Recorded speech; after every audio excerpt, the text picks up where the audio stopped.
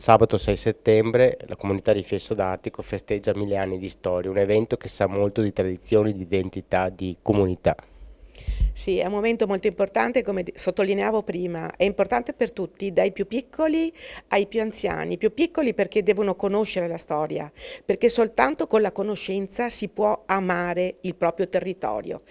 Uno non può amare qualcosa che non conosce e quindi questa è un'iniziativa davvero importantissima e ringrazio per questo veramente, per questa sensibilità tutta l'amministrazione del Comune di Fiesso d'Artico e aggiungo anche fare comunità non è una cosa secondaria perché tutti possono partecipare non solo a questo evento ma a un qualche cosa che riguarda tutti i cittadini da vicino e non si tratta di fare propagande, non si tratta si tratta proprio di lavorare per la comunità e poi non secondario anche il discorso dell'identità. Non dobbiamo mai dimenticare chi siamo e da dove veniamo.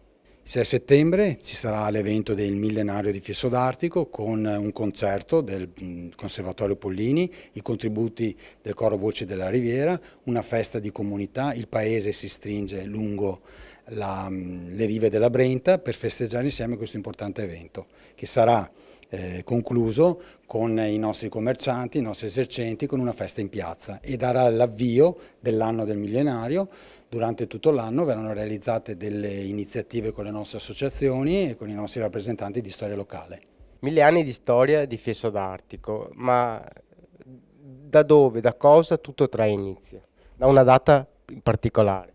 Sì, la data è quella del 6 ottobre 1025, si tratta di un documento, un atto di compravendita ed è un documento importantissimo perché in questo documento per la prima volta troviamo il nome di Fiesso, Flexo appunto in latino. E un atto di compravendita tra chi?